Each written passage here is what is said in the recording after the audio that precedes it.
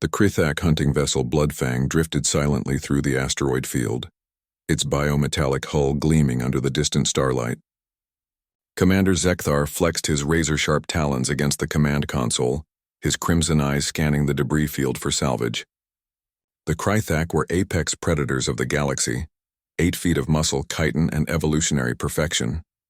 They had conquered 17 star systems through fear alone. That was before they encountered humans. "Commander," his sensor operator hissed, mandibles clicking nervously. "We're detecting a distress beacon. Small craft, unknown configuration." Zekthar's lip curled, revealing rows of serrated teeth. "Survivors?" "2 life signs. Biological markers suggest juveniles." "Perfect."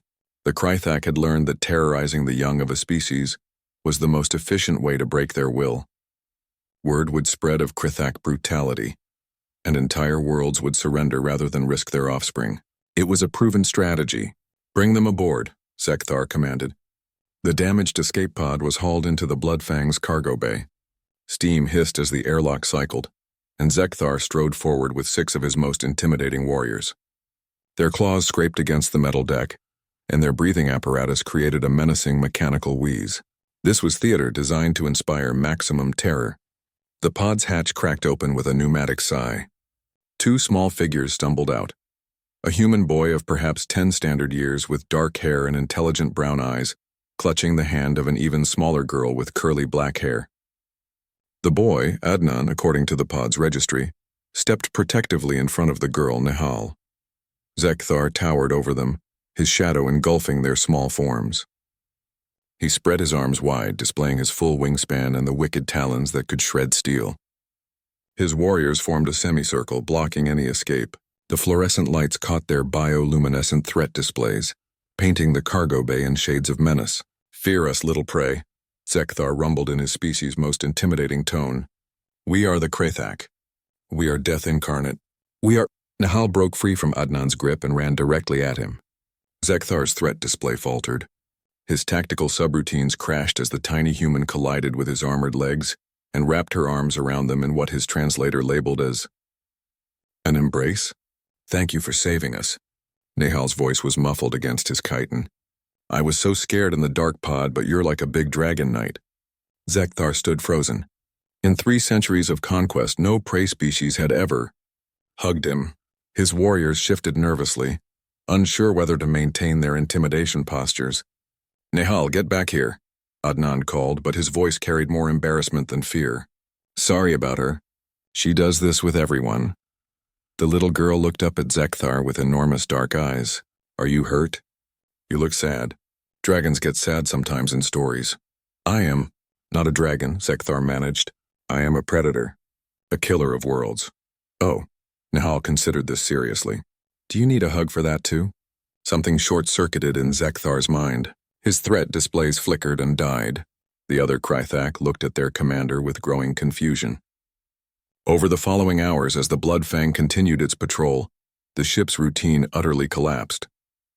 Nehal had somehow convinced Zekthar to give her a tour, riding on his shoulders and pointing at everything with delighted curiosity.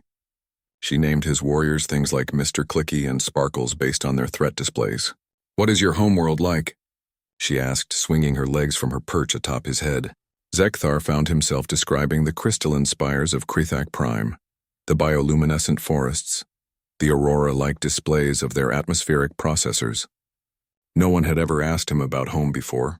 Prey species usually only screamed. Adnan proved equally problematic in his own way. While Nehal dismantled their psychological warfare through pure affection, the boy simply treated them as people. He asked intelligent questions about their technology, complimented their ship's design, and offered to help with repairs using techniques he'd learned from his engineer parents. "Your propulsion system is brilliant," Adnan said, studying their biomechanical engines. "The organic integration is years ahead of anything I've seen. Did you design this yourselves?" Zekthar felt an unfamiliar warmth at the praise. "Yes, Krithak biotechnology has evolved over millennia. Could you show me how it works? I mean, if it's not classified or anything."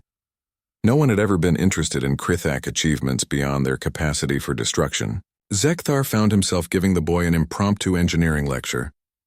By the time they reached the nearest human station, Everything had changed. Nehal had fashioned a crown from spare metal and declared Zekthar her space dragon dad. She'd fallen asleep curled against his armored chest, and he'd found himself humming an old Krithak lullaby he'd thought forgotten. Adnan had helped optimize their navigation systems and shared stories about human colonies they might visit. Not to conquer, to trade. The boy spoke of cultural exchange, of learning, of friendship between species. "Commander," his sensor operator approached carefully, "the human station is hailing us." Zekthar looked down at the sleeping child in his arms, then at Adnan, who was sketching improvements to their life support systems. "Tell them," he paused, his voice uncharacteristically gentle, "tell them that the Krithak vessel Bloodfang requests permission to dock. We have 2 humans returning home safely." "And, Commander?" The sensor operator's mandibles clicked uncertainly. "What are our intentions regarding this sector?" Zekthar adjusted his grip on Nehal as she mumbled something about Dragon Dad in her sleep. Around the bridge, his warriors watched with expressions he'd never seen before, something that might have been hope. "Change of plans," he said finally.